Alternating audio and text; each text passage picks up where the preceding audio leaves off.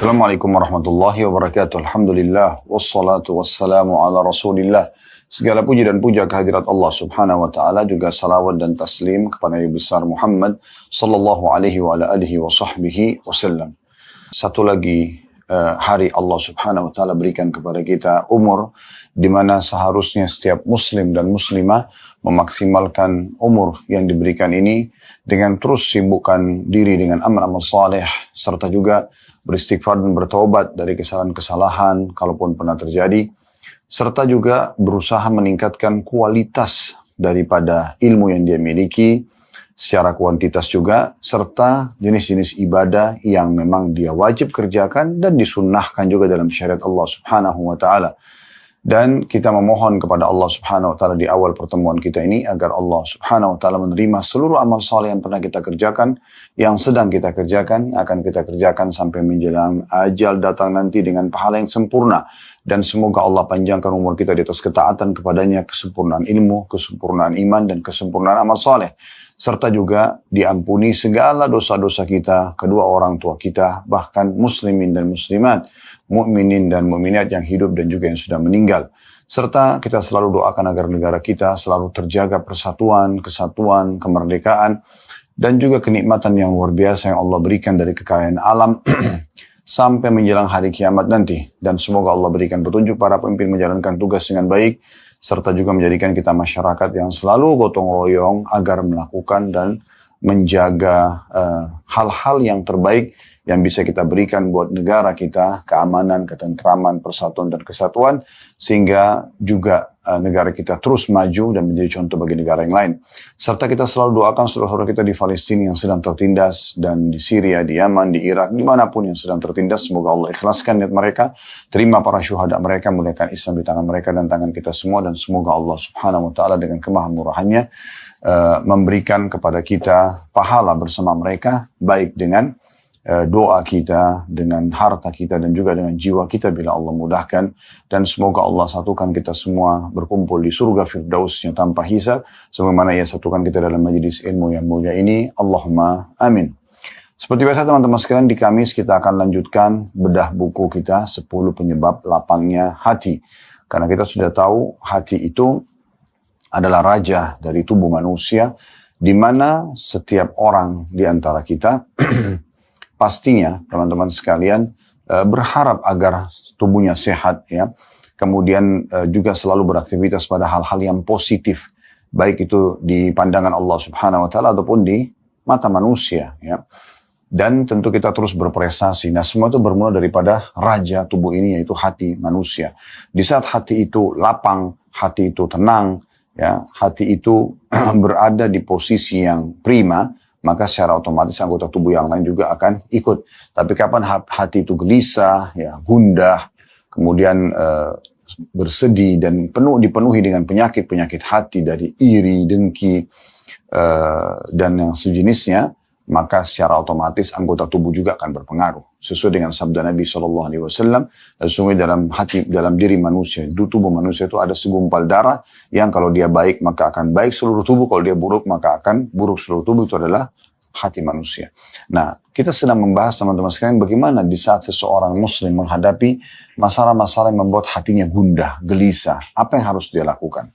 Kita sudah membahas 3 poin, ya, sebelum pertemuan ini tentunya. Yang pertama adalah bagaimana mentauhidkan Allah subhanahu wa ta'ala.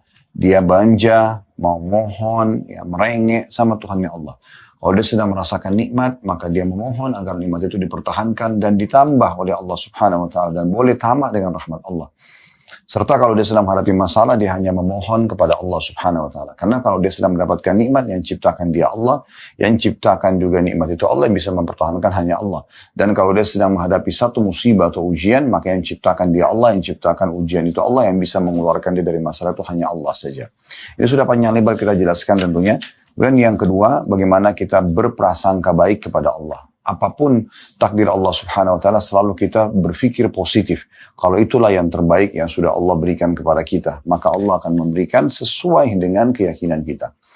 Kemudian yang ketiga adalah bagaimana seseorang bermodalkan ilmu syar'i yang luas, yang banyak. Islam adalah agama ilmu.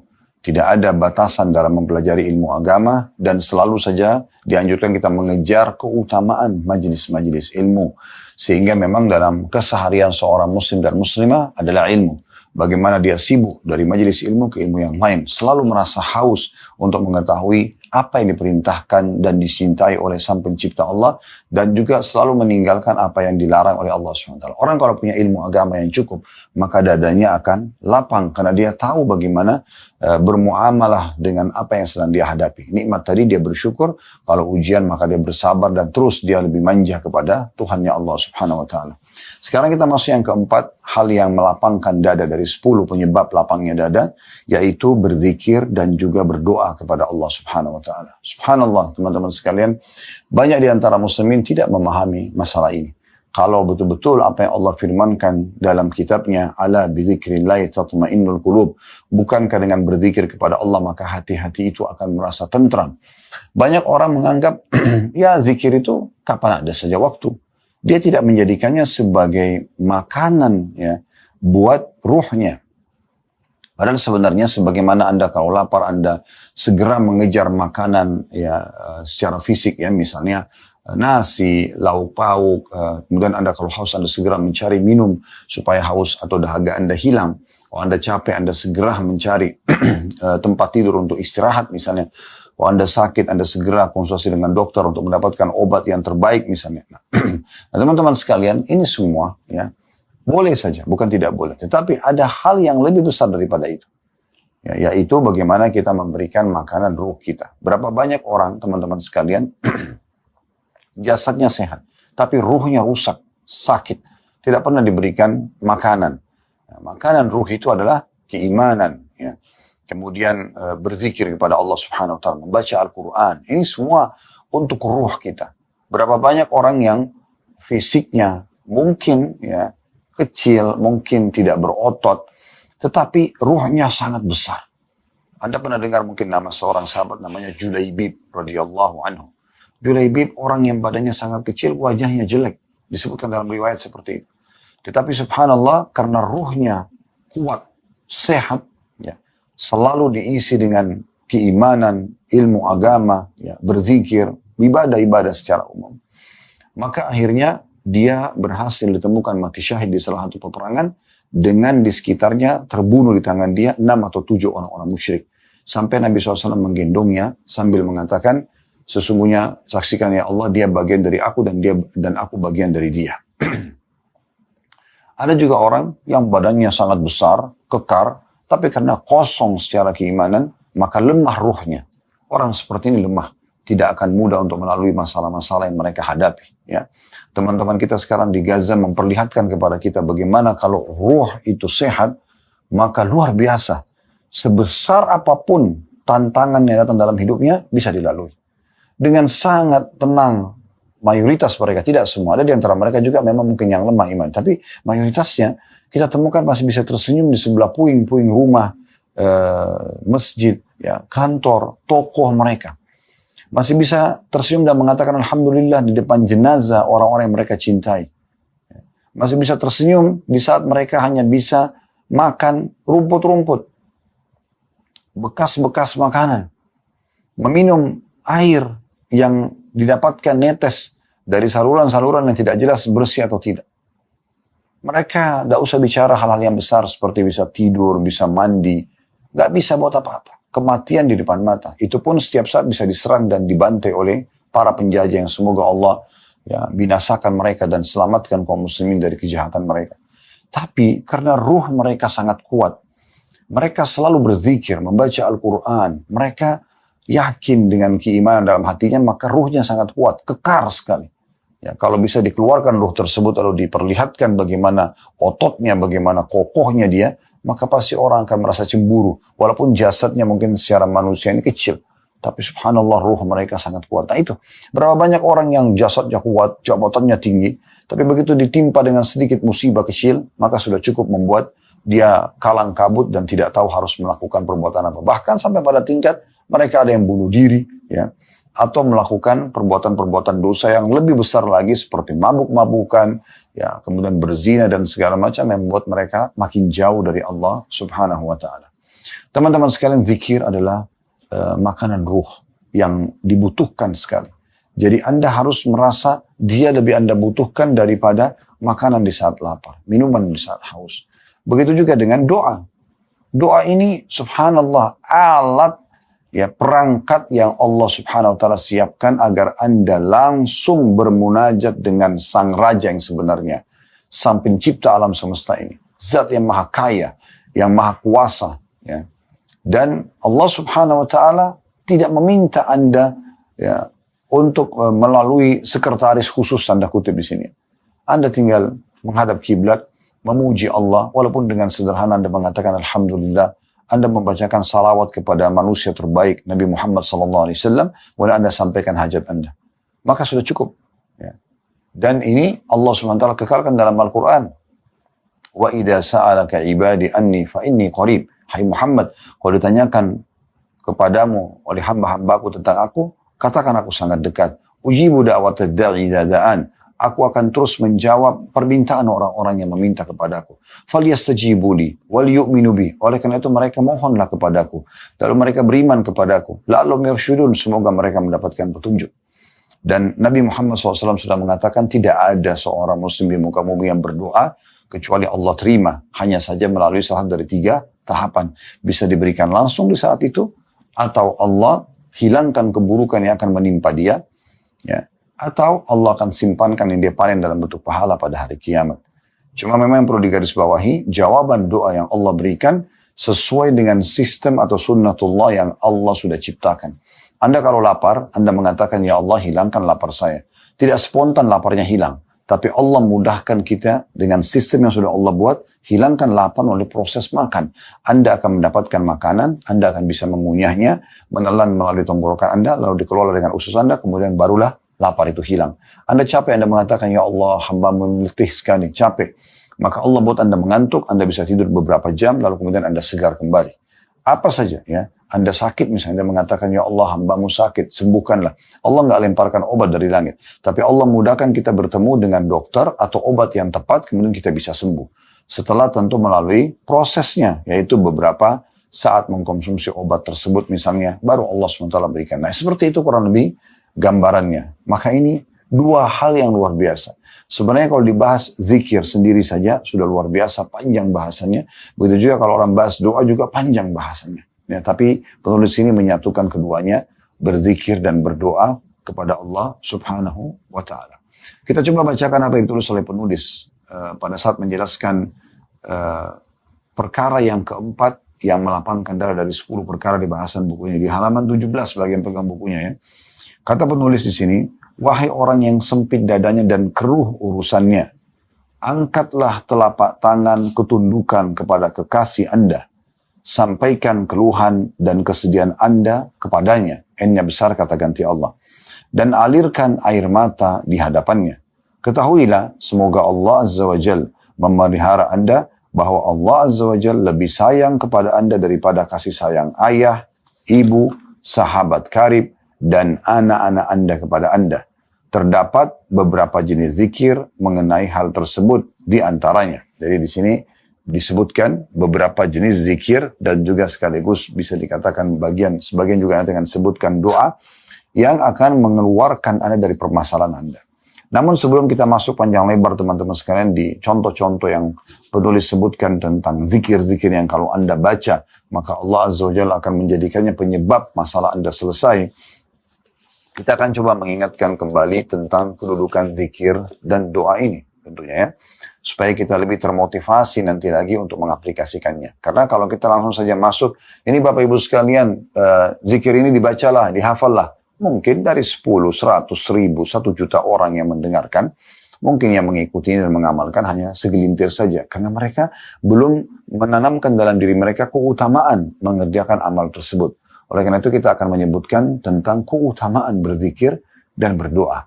Nah, disebutkan misalnya masalah zikir dulu di dalam surah Al-Baqarah, surah nomor 2 ayat 152, Allah memerintahkan kita agar selalu berzikir kepadanya. Fadhkuruni azkurkum washkuruli wala takfurun. Ya, ingatlah kepadaku, kata Allah. Berzikirlah, maka aku ingat pula kepada kalian atau kepadamu. Dan bersyukurlah kepadaku. Termasuk bagian daripada zikir. Alhamdulillah. Maka janganlah kamu mengingkari nikmatku.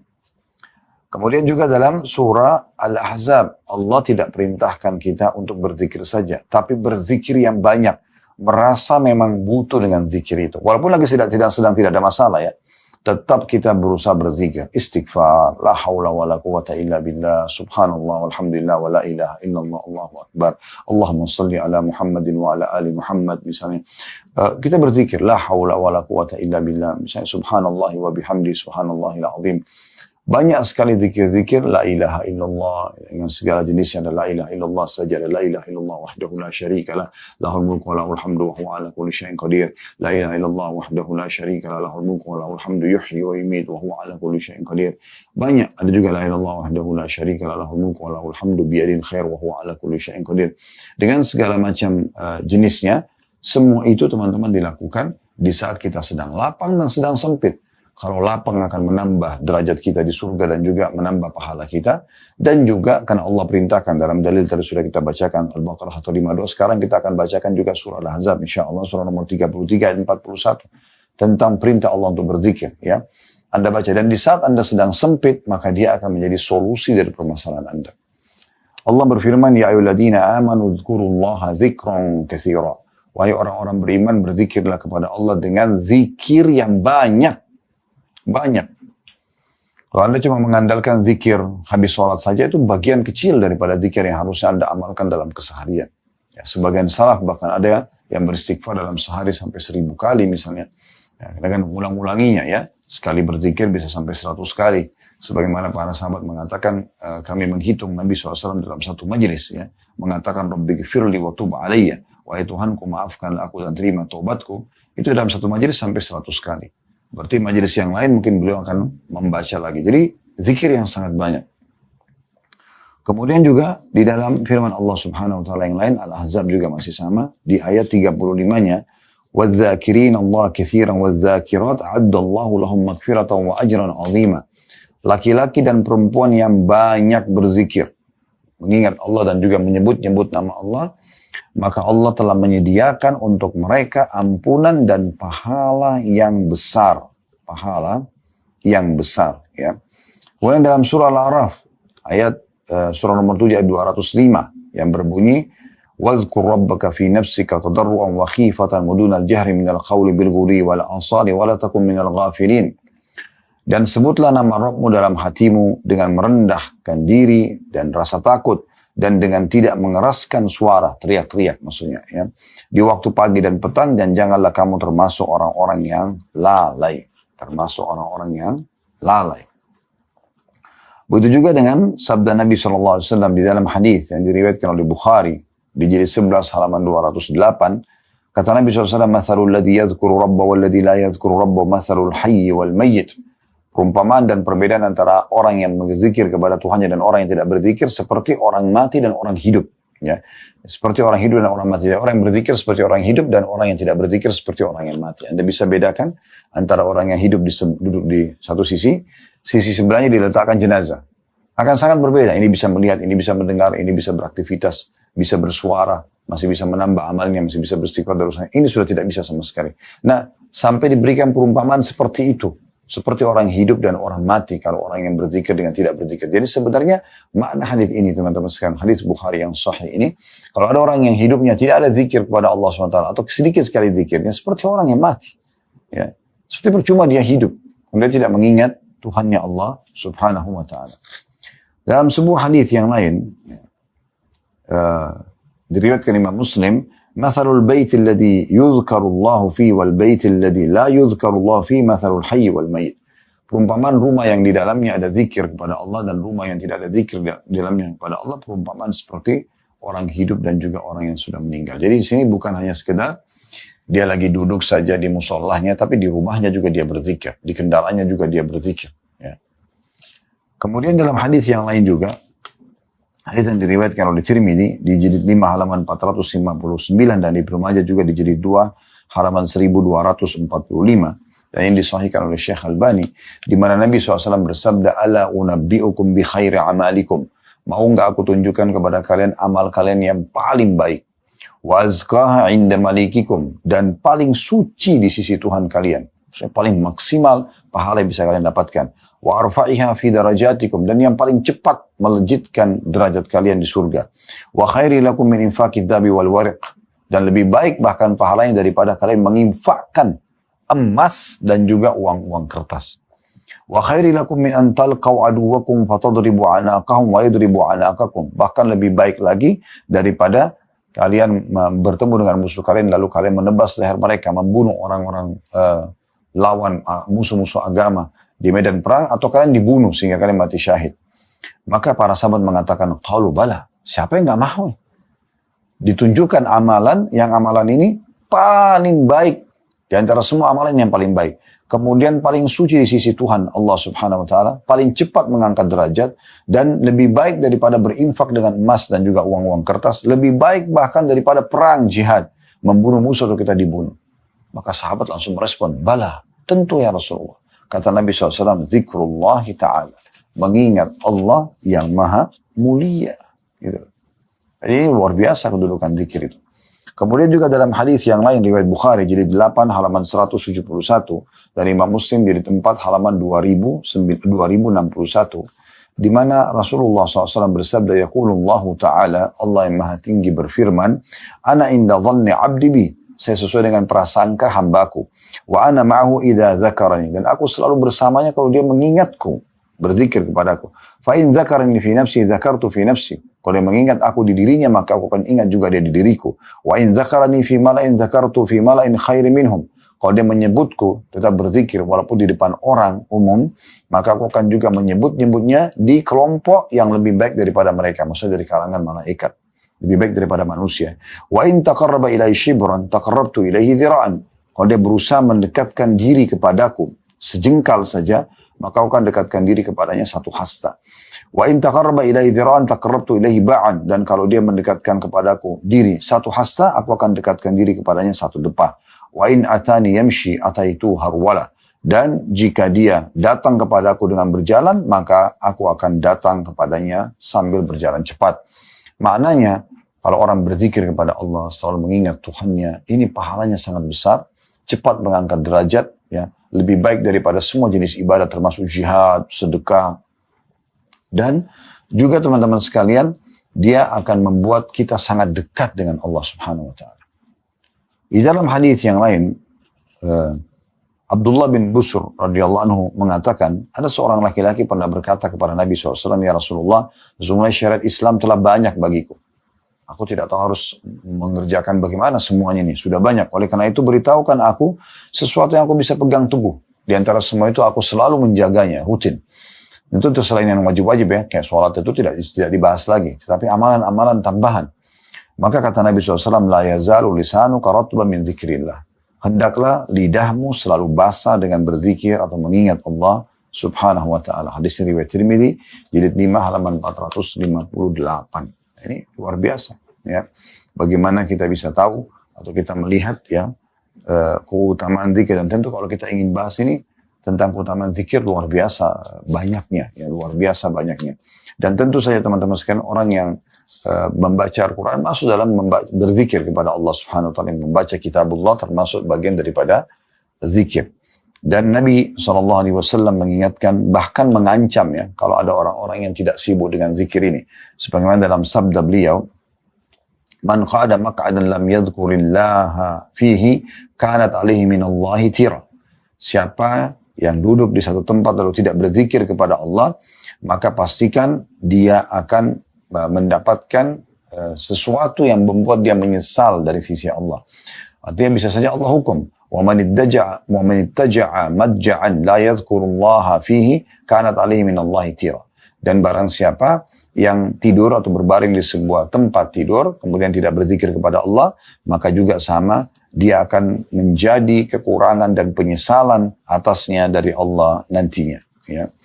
Kemudian juga dalam riwayat yang lain, diriwayatkan oleh Tirmidzi dan disahihkan oleh Syekh Albani, kata Nabi SAW, ma jalasa qaumun majlisan lam yadhkurullaha fihi wa lam yusallu ala nabiyyihim illa kana alaihim tira, fa in sya'a adzabu wa in sya'a ghafara lahum.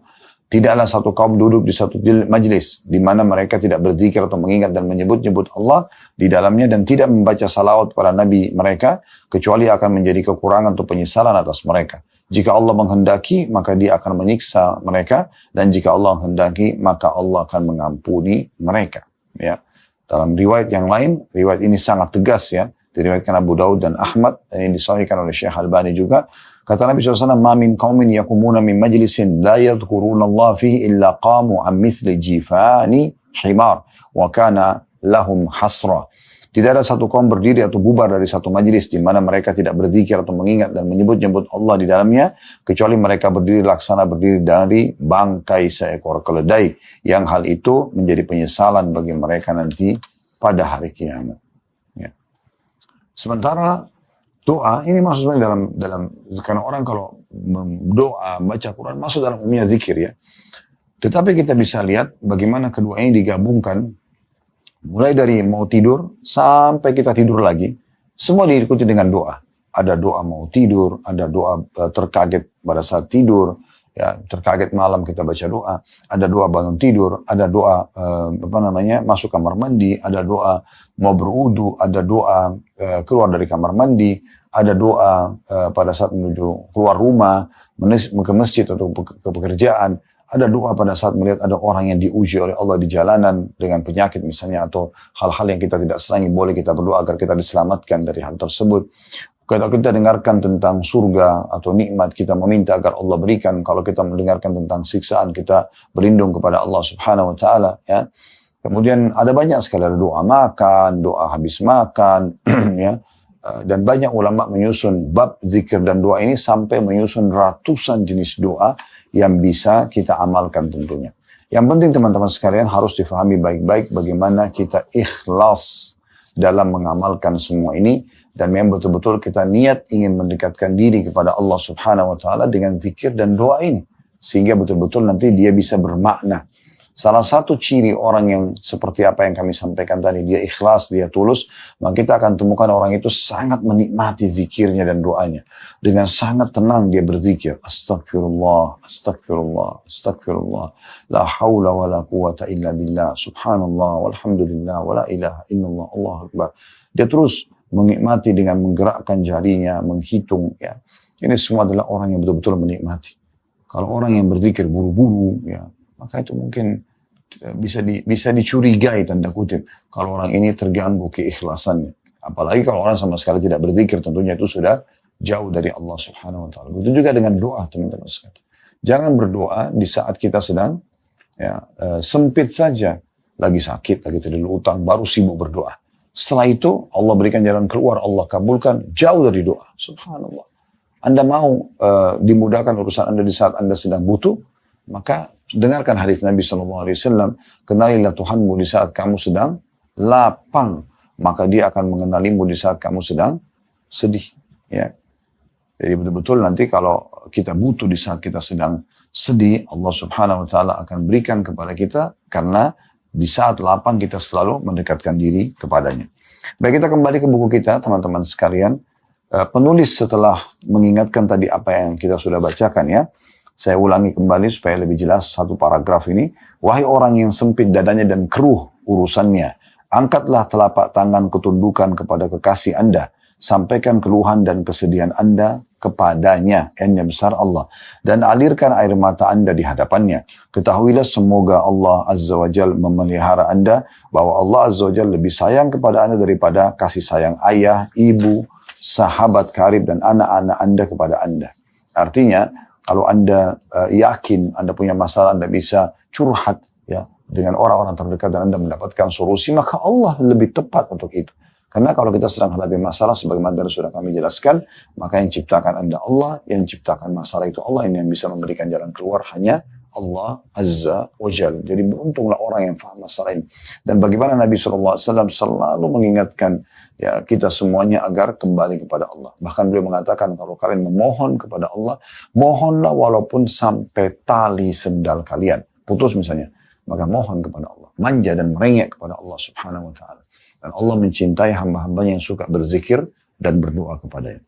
Baik, di sini Penulis mengatakan terdapat zikir-zikir yang bisa membantu Anda keluar dari permasalahan-permasalahan yang sedang Anda hadapi, karena kita sedang bicara bagaimana kalau dada itu sedang sempit supaya dia bisa lapang. Yang pertama disebutkan riwayat Abdullah bin Abbas radhiyallahu anhu, ia mengatakan bahwasanya Rasulullah sallallahu alaihi wasallam bersabda dalam hadis Bukhari dan Muslim. Itu bisa Bapak Ibu lihat yang mengikuti buku ini ya di halaman 18. Yaitu Nabi SAW biasa mengucapkan, kata Abdullah bin Abbas radhiyallahu anhu, pada saat kesusahan, la ilaha illallahul azimul halim, la ilaha illallahu rabbul arshil azim, la ilaha illallahu rabbus samawati wa rabbul ardi wa rabbul arshil karim. Jadi ini potongan-potongan zikir yang kalau Anda baca, maka pastikan teman-teman sekalian akan selesai urusan Anda. Jadi kalau Nabi SAW dalam kesulitan selalu membaca ini, sehingga Allah berikan jalan keluar dari permasalahannya. Potongan pertama dari zikir ini, la ilaha illallahul azimul halim. Tidak ada Tuhan yang berhak disembah, ya, kecuali Allah yang maha agung lagi maha penyantun. Al-azim, agung, al-halim, penyantun. Artinya yang akan memenuhi kebutuhan dan permohonan hamba-hambanya. Ini potongan pertama. Hafal baik-baik di luar kepala Anda. La ilaha illallahul azimul halim. Ya. Jadi fahami maknanya, Anda akan mudah menghafalnya. Tidak ada Tuhan yang berhak disembah kecuali Allah yang maha agung dan yang maha penyantun. Al-azim, agung, al-halim, penyantun. Potongan kedua. La ilaha illallahu rabbul arshil azim. La ilaha illallah, tidak Tuhan yang berhak disembah kecuali Allah. Rabbul arshil azim, pemilik singgasana yang agung. Pemilik singgasana yang agung. Jadi sini potongan kedua. Kalau tadi, la ilaha illallahul azimul halim, tidak Tuhan yang berhak disembah kecuali Allah yang maha agung dan maha penyantun. Yang kedua, la ilaha illallahu rabbul arshil azim. Tidak Tuhan yang berhak disembah kecuali Allah, pemilik singgasana yang agung. Potongan ketiga, la ilaha illallahu rabbus samawati wa rabbul ardi wa rabbul arshil karim. La ilaha illallah, tidak Tuhan yang berhak disembah kecuali Allah, rabbus samawati wa rabbul ard. Tuhan dan pemilik semua yang di langit, dan juga Tuhan dan pemilik semua yang di bumi, dan pemilik singgasana yang mulia. Pemilik singgasana yang mulia. Jadi 3 potongan zikir. La ilaha illallahu azimul halim, la ilaha illallahu rabbul arshil azim, la ilaha illallahu rabbus samawati wa rabbul ardi wa rabbul arshil karim. Jadi 3 potongan ini, kalau Anda baca dengan izin Allah subhanahu wa ta'ala, permasalahan Anda akan diselesaikan. Kalau Anda berdoa setelahnya, akan diterima doa Anda. Ya. Sebagaimana dijelaskan dalam keutamaan zikir ini. Yang diriwayatkan oleh Bukhari dan juga Muslim. Yang kedua teman-teman sekalian, riwayat Abdullah bin Mas'ud radhiyallahu anhu, ia mengatakan bahwasanya Rasulullah sallallahu alaihi wasallam bila mengalami kesusahan atau kesedihan, beliau mengulangi dan mengucapkan doa, Ya Hayyu Ya Qayyum birahmatika astaghith. Ya, ini pendek. Ya Hayyu Ya Qayyum, wahai zat yang maha hidup dan lagi maha mengurus ya, makhluknya. Atau terus menerus mengurus makhluknya. Dengan rahmatmu lah aku memohon bantuan. Ini diriwayatkan oleh Al-Hakim dan disahihkan oleh beliau dalam kitab Mustadraknya.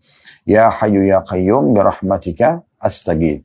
Ya zat yang maha hidup dan terus menerus mengurus makhluknya, dengan rahmatmu lah aku memohon pertolongan. Ini yang kedua. Yang ketiga teman-teman sekalian ditawarkan oleh penulis di sini adalah hadis Abu Bakar radhiyallahu anhu, bahwa Rasulullah sallallahu alaihi wasallam bersabda dalam hadis yang sahih diriwayatkan Abu Daud dan juga Ibnu Hibban. Kata Nabi SAW, da'awatul makrub, doa-doa saat kesusahan supaya dapat jalan keluar, ialah, bacalah, Allahumma rahmataka arju fala takilni ila nafsi tarfata ain wa aslih li sya'ni kullahu la ilaha illa ant. Artinya, Allahumma rahmataka arju, ya Allah rahmatmu lah yang aku harapkan. Fala takilni ila nafsi, maka jangan engkau menyerahkan aku kepada diriku sendiri, tarfata ain, sekejap mata pun. Wa aslih li sya'ni kullahu la ilaha illa ant. Maka perbaikilah semua keadaanku. Sempurnakanlah semua keadaanku dan urusanku. Tidak ada ilah atau Tuhan yang berhak disembah dengan benar kecuali Engkau. Ya, jadi ini potongan doa yang luar biasa. Nabi SAW memang sudah sebutkan, ya bukan sebagai opsional, tapi sebagai inti daripada solusi keluar dari satu kesulitan atau kesedihan. Yaitu dengan membaca Allahumma rahmataka arju. Ya Allah, rahmatmu lah yang aku harapkan. Fala takilni ila nafsi tarfata ain. Jangan engkau biarkan aku sekejap pun untuk mengambil keputusan sendirian. Ya. Wa aslih li sya'ni kullah. Dan perbaiki semua keadaanku. Mudahkan semua urusanku. La ilaha illa anta. Tidak Tuhan yang berhak disembah kecuali Engkau. Kita ulangi dari awal ya. Jadi poin yang pertama, Anda di hadis yang pertama, la ilaha illallahul azimul halim. La ilaha illallah rabbul arsyil azim. La ilaha illallah rabbus samawati wa rabbul ardi wa rabbul arsyil karim. Ini yang pertama. Yang kedua, ya, kita membaca tadi, ya hayyu ya qayyum birahmatika astagith. Ya. Ini zikir yang kedua. Zikir yang ketiga, Allahumma rahmataka arju fala takilni ila nafsi tarfata ain wa aslih li sya'ni kullah la ilaha illa ant. Sekarang kita perhatikan teman-teman sekalian, maknanya sangat dalam ya. Ini zikir yang ketiga. Ya Allah, rahmatmu lah yang aku harapkan. Rahmat maksud dalamnya, ini terjemahnya bahasa Indonesia karunia ya. Maksud dalamnya rezeki, terpenuhi kebutuhan, dimaafkan dosa, solusi dari permasalahan. Jadi ini luar biasa nih ya. Rahmat itu kita minta. Kemudian kita mengatakan, fala takilni ila nafsi tarfata ain. Jangan engkau biarkan aku yang ambil keputusan. Berarti menandakan manja banget sama Allah ini. Ya. Manjanya luar biasa sampai-sampai dia tidak mau ya sekejap mata pun mengambil keputusan sendiri. Biarkan Allah yang putuskan. Pernikahan, pekerjaan, apalah semua keputusan itu biarkan Allah yang putuskan. Ya. Maka ini sangat baik untuk dia baca. Ini memang Nabi sudah bilang da'awatul makrub. Doa-doa yang akan memberikan solusi dari permasalahan.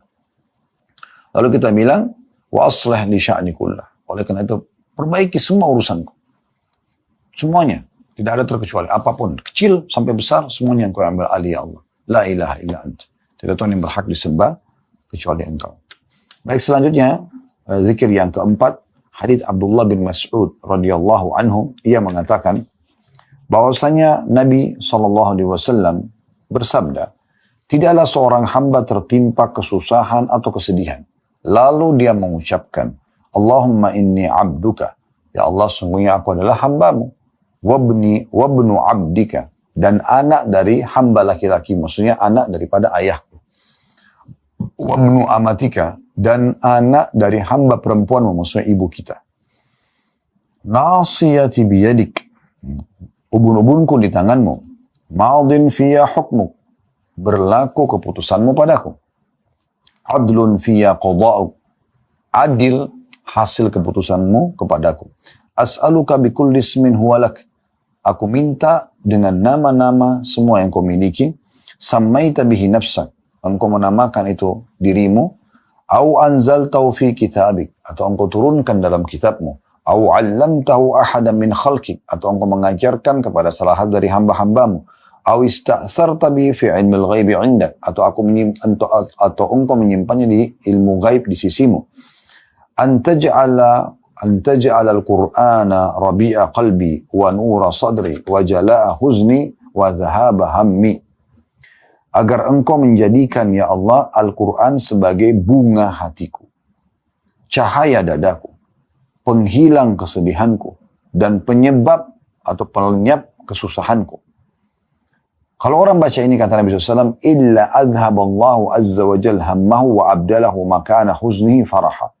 Pastikan, kata Nabi SAW, kalau dia sudah baca ini, ya, maka Allah akan menghilangkan kesedihannya dan Allah akan menggantikan kesedihannya dengan kegembiraan. Ini luar biasa. Ya. Allahumma inni abduka wabnu abdika wabnu amatika nasiyati biyadik maadin fiya hukmuk adlun fiya qada'uk as'aluka ya Allah bikulli ismin huwa lak sammaita bihi nafsaka aw anzaltahu fi kitabik aw 'allamtahu ahadan min khalqik aw ista'tharta bihi fi 'ilmil ghaibi 'indak an taj'al qur'ana karima rabi'a qalbi wa nura basari wa jala'a huzni wa dhihaba hammi. Ya. Ini berarti sampai sini orang kalau baca maka dipastikan akan hilang semua, lenyap semua kesedihannya. Kalau Anda baca sekali, Anda merasa masih kurang. Misalnya masih belum 100% temukan solusi. Baca lagi yang kedua kali, baca yang ketiga kali, ulang-ulangi. Dan penuh keyakinan dalam hati, pasti Rasulullah SAW benar. Pasti Allah benar dengan janjinya. Akan Anda dapat apa yang Anda inginkan dan apa yang dijanjikan di sini. Tapi ingat, dengan ikhlas dan keyakinan, Allah akan kasih. Makin kuat tauhid Anda, pengesahan Anda kepada Allah dan ketergantungan Anda kepada Allah, maka makin nyata depan mata hasil dari dan efek apa yang dijanjikan oleh Allah Subhanahu wa taala dan Rasulnya Muhammad sallallahu alaihi wa ala alihi wa sahbihi wasallam. Ini luar biasa. Jadi jangan disia-siakan ini, ya. Ini zikir yang luar biasa yang harusnya kita selalu baca. Tentu saya teman-teman sekalian, kalau ada yang mengatakan bagaimana kalau saya mau berdoa tapi dalam bahasa saya saja. Saya berkeluh kesah dengan Allah, saya tanda kutip bercengkrama di sini, menangis, merengek, manja kepada Allah dengan bahasa saya, dan saya bahasakan langsung permasalahan saya. Boleh nggak? Boleh saja, tidak masalah. Ya, tapi saran kami, zikir-zikir tadi yang disarankan ini oleh penulis 4 tadi kita dikasih pilihan, usahakan disisipkan pada saat Anda menyampaikan hajat Anda. Saya ulangi lagi, yang pertama adalah La ilaha illallahul azimul halim. Tidak ada Tuhan yang berhak disembah kecuali Allah yang maha agung dan maha penyantun. La ilaha illallah rabbul arshil azim. Tidak ada Tuhan yang berhak disembah kecuali Allah, pemilik singgasana yang agung. La ilaha illallah rabbus samawati wa rabbul ardi wa rabbul arshil karim. Tidak ada Tuhan yang berhak disembah kecuali Allah, pemilik pencipta dan penguasa seluruh alam semesta, langit dan juga pemilik dan pencipta semua ada di bumi, pemilik singgasana yang mulia. Ini yang pertama. Yang kedua tadi, Ya Hayyu Ya Qayyum, wahai zat yang maha hidup dan terus mengurus makhluknya, birahmatika astaghith. Dengan rahmatmu lah aku meminta pertolongan. Yang ketiga, tadi sudah disebutkan ya, yang juga sangat baik untuk kita baca ya, yaitu kita membaca Allahumma rahmataka arju, ya Allah rahmatmu lah yang aku harapkan, fala takilni ila nafsi tarfata'in. Maka jangan engkau membiarkan aku mengambil keputusan sendirian walaupun cuma sekejap mata. Wa aslih li sya'ni kullah, dan perbaiki semua perkara urusanku. La ilaha illa anta, tidak ada Tuhan yang berhak disembah kecuali engkau. Kemudian yang terakhir, yang keempat tadi adalah bagaimana Nabi SAW mengatakan tidak ada seorang hamba yang tertimpa masalah, kesusahan, kecil ataupun besar.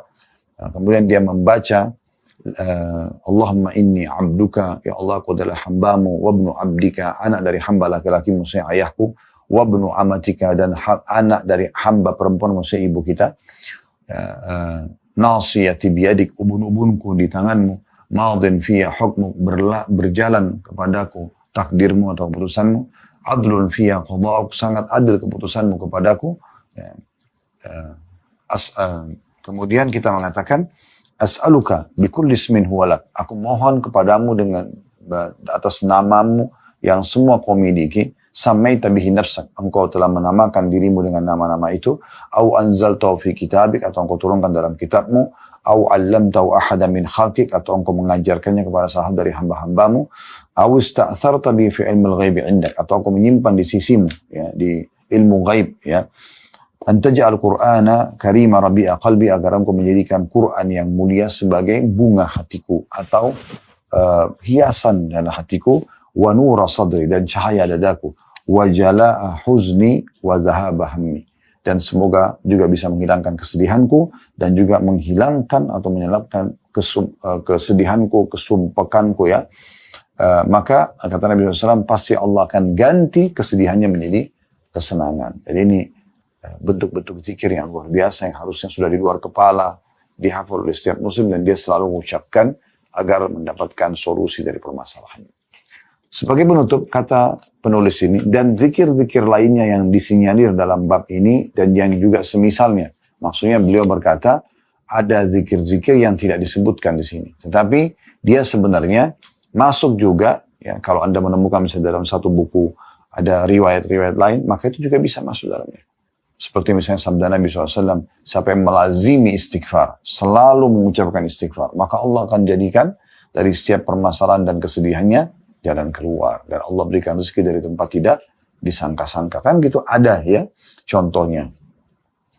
Lalu kata beliau, penulis sebagai penutup di paragraf terakhirnya, hendaklah Anda, semoga Allah Azza wa Jalla memberkahi Anda, berkeinginan keras untuk senantiasa berzikir kepada Allah Azza wa Jalla dan tidak berpaling darinya. Karena Allah Azza wa Jalla berfirman di dalam ayat Al-Quran surah Taha, surah nomor 20 ayat 124. Dan ini kekal ditilawakan oleh orang-orang beriman. وَمَنْ أَعْرَضَ عَنْ ذِكْرِي فَإِنَّ لَهُ مَعِيشَةً ضَنْكًا وَنَحْشُرُهُ يَوْمَ الْقِيَامَةِ أَعْمَى. Dan barang siapa yang berpaling dari peringatanku, ya, maka dia tidak mau berzikir. أَعْرَضَ عَنْ ذِكْرِي. Dia menolak, tidak mau berzikir. فَإِنَّ لَهُ مَعِيشَةً ضَنْكًا. Maka dia akan mendapatkan kehidupan yang sempit. وَنَحْشُرُهُ يَوْمَ الْقِيَامَةِ أَعْمَى. Dan kami akan bangkitkan dia pada hari kiamat dalam kondisi buta. Jadi opsinya adalah kita berzikir dapat ketentraman dan pahala yang besar, ya, atau kita menolak maka akan na'udzubillah terhina. Ya, Allah Subhanahu wa taala akan berikan kehidupan yang sempit, walaupun rumahnya luas, mobilnya mewah, hartanya melimpah, tidak ada kegembiraan, tidak ada kebahagiaan. Ya, karena memang Allah Subhanahu wa taala angkat itu kehidupan yang sempit. Jadi walaupun fasilitas lengkap tapi tetap saja sempit dadanya. Dan nanti pada hari kiamat karena dianggap dia tidak mau berzikir, maka dia akan dibangkitkan dalam kondisi buta matanya. Jadi dunia aja kita tidak bisa lihat, sudah malah terganggu. Semoga Allah menjaga kenikmatan mata ini sampai kita meninggal dalam kondisi sehat, sempurna, dan seluruh anggota tubuh yang lainnya. Allahumma amin. Di hari kiamat kita lebih butuh penglihatan karena kita harus lihat. Ada neraka, ada surga. Ya. Jadi kita kalau buta betul-betul tidak tahu harus melangkah kemana. Ya. Di dunia mungkin masih ada yang pandu, di akhirat tidak ada. Maka orang-orang yang tidak mau berzikir kepada Allah, tidak mau berdoa kepada Allah, dianggap orang-orang yang sombong, karena akhirnya mereka akan dibangkitkan pada hari kiamat, ya, dalam kondisi buta. Ini kalau kita lanjutkan ayatnya, Toha 125-nya, ya, orang itu akan mengatakan, Qala Rabbi lima hasyartani a'ma wa qad kuntu basira. Wahai Tuhanku, kenapa engkau bangkitkan aku dalam kondisi buta, padahal dulu aku di dunia dalam kondisi melihat. Ya. Maka dia sendiri, di dunia berarti orang ini melihat, bukan dasarnya orang buta gitu ya. Tetapi dia orang melihat yang akhirnya Allah butakan matanya karena tidak mau berzikir. Qala rabbi lima hasyartani a'ma wa qad kuntu basira. Qala kadzalika atatka ayatuna fanasita wa kadzalika al-yawma tunsa. Itu semua karena kamu di dunia telah datang kepada peringatan dari kami, tapi kamu lalaikan. Kamu nggak mau ngahkan gitu. Maka pada hari ini juga kau akan dilupakan. Kau akan dilupakan. Jadi luar biasa ya. Satu sisi zikir dan doa itu punya keutamaan yang sangat besar, dan beruntunglah orang yang selalu menjadikan ini sebagai perangkat hidupnya. Dia manja, dia merengek, dia mohon pada Tuhannya, nikmat untuk dipertahankan, ujian untuk diberikan jalan keluar, dan juga dia akan mendapatkan yang terbaik nanti balasannya di akhirat.